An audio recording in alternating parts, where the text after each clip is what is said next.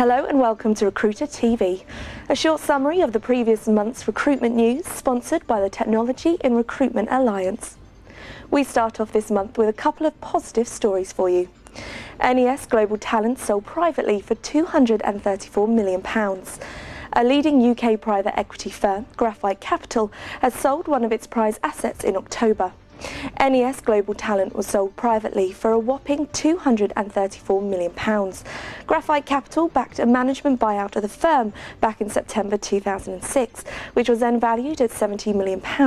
But since then, the firm has more than doubled net incomes and now generates 3/4 of its revenues from overseas business, with a portfolio of 32 offices, 450 staff and 5,000 contractors in 62 different countries.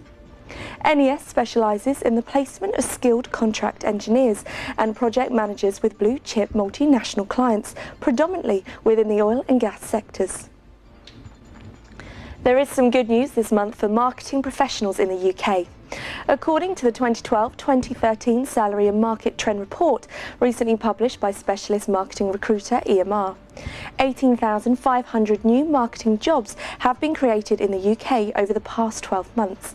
The report states that 40% of marketing departments increased headcount by at least one over the past year. This is encouraging news for an industry sector that traditionally suffers in an economic downturn, and economists are suggesting that this news could be seen as a sign that businesses are having the confidence to invest in themselves again in order to kickstart growth.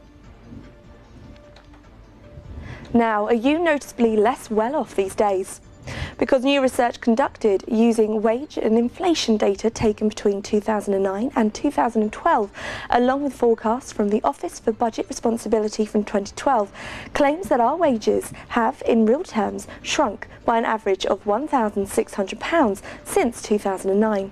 The TUC union, who commented on the findings, predicted that real-term wage losses could reach a staggering £8,000 respectively in the years to come. They say that this is because we are only a quarter of the way through a UK's predicted 12-year decline in the true value of our incomes. If such research proves to be accurate, then the public sector support for protests held in London last year that proved to be one of the biggest general strikes for years could be just the tip of the iceberg. The Chancellor froze public sector pay until 2013 and capped increases at 1% for 2 years after that. With inflation exceeding 5% on mainstream goods such as food, petrol and utility bills, the impact on people's disposable income is having a significant effect on many people's quality of life. The TUC General Secretary Brendan Barker was quoted as saying, "The dire state of the economy has pushed down wages, and even when they start to pick up again, it will take years to undo the damage wreaked by austerity and high inflation." And there could be more bad news ahead, as price rises are imminent thanks to poor weather and bad crops. Justin King, Sainsbury's chief executive, has warned that inflation is coming back up and blames the weather during the summer months for an increase of more than 25% for some basic goods such as potatoes, wheat and grain products. The decline in the number of new public sector IT jobs continues, with the realisation that just 5% of new IT jobs are in the public sector in the UK. According to new figures released last month, that compares with around 30% of new IT roles that were in the public sector before 2010. According to the Office of National Statistics, the government now expects that the private sector can take on responsibility for making up the shortfall in employment as public sector jobs are lost and public sector IT job creation is frozen as a result of public spending cuts and the government's austerity programme.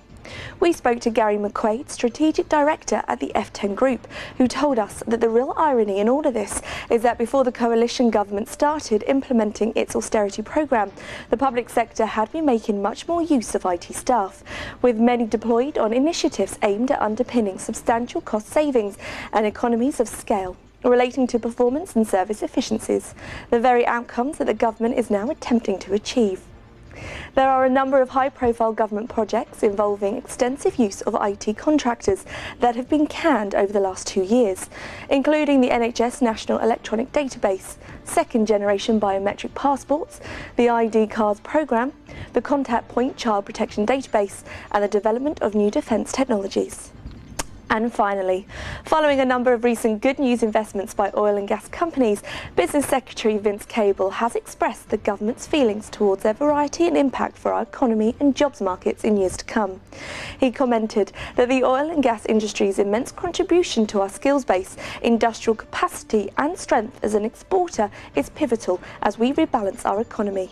He said that collaboration between business and higher education institutions is boosting the status of the UK as a driver of innovation and giving our firms a competitive edge.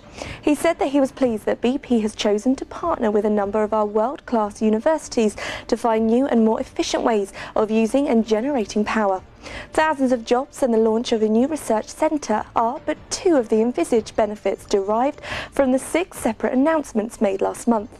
Scottish Finance Secretary John Swinney informed us that more than half of the value of the North Sea's oil and gas reserves are yet to be extracted. That is an estimated 24 billion barrels with a wholesale value of £1.5 trillion. You have been watching a summary of this month's recruitment news, brought to you by RecruiterTV and sponsored by the Technology and Recruitment Alliance.